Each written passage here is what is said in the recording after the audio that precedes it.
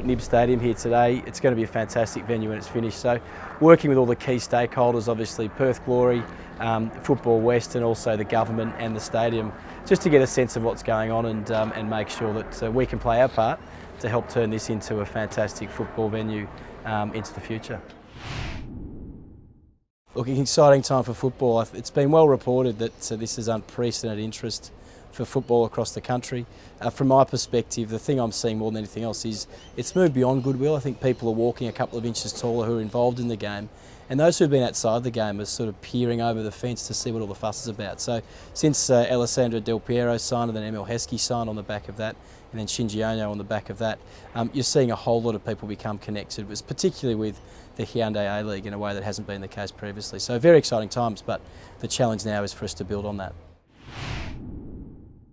Yeah, look, there's been a lot of names thrown in the mix since I've started the job. You might remember that Ballack was a big conversation on the back of Del Piero signing, and the fact that David Beckham's management or people who work with them have had some contact with clubs in Australia, I think is a great thing for the league. What we're finding is that people right across the world, especially footballers across the world, are taking more interest in what's happening in the league. In fact, I had a phone call from one of my counterparts at the English FA just 2 days ago, just explaining to me how big the news was back there about the A-League and about the possibility that Beckham may or may not play. So, look, it's very early days. Obviously, David's come out in the last sort of 24 hours and said he doesn't really know much about it.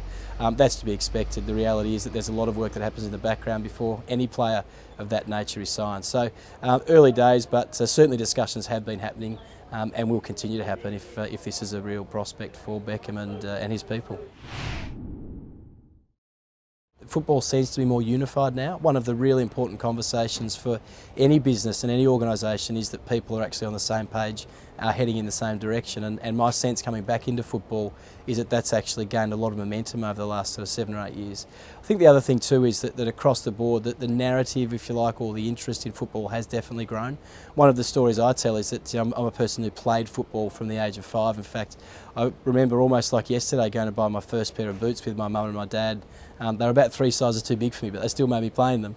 The reality is that when I played football in the eastern suburbs of Melbourne, I was kind of like the unusual kid, the outcast. All my mates would say to me, "Why aren't you playing AFL, or why aren't you playing rugby, or why aren't you playing something else?" But only one generation later, our 2 children, our daughter Scout is 11, our son Harrison is 8, and all of their friends are playing football. So in fact, it's now the rule and not the exception. And this generational change is really starting to have an impact. So if we produce, like we are this year, a product on the field that captures the imagination of Australian people, and especially young Australians, you'll find that so many kids are participating in the game now that there's a logical connection point which is starting to reveal itself in increased crowds and increased television audiences.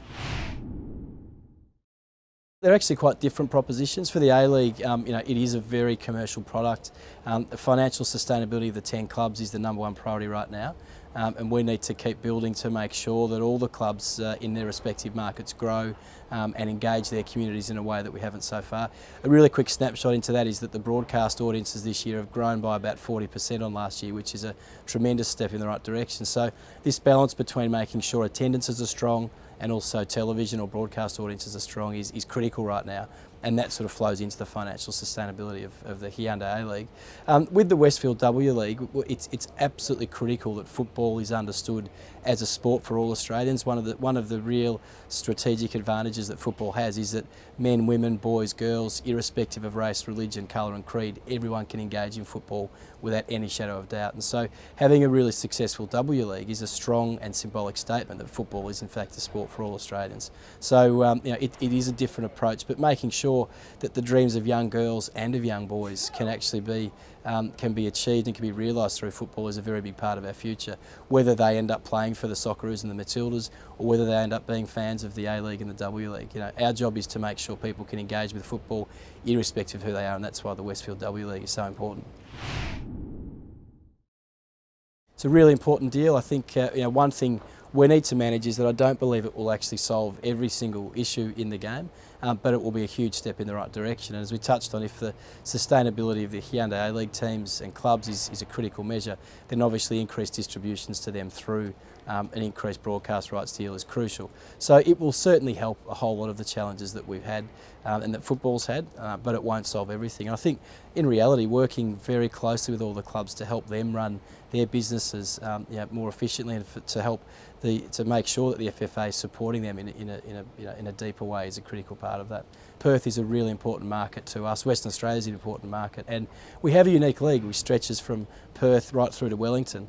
And if you come back to the conversations around broadcast and how important that is, to have a lot of different time zones available to you, to be able to put content in at different times of the week, that's critical. But also crowds coming to matches here is a big part of it too. So look, I love it in Perth. I've been here quite a bit in my previous roles, and I look forward to be welcomed back soon.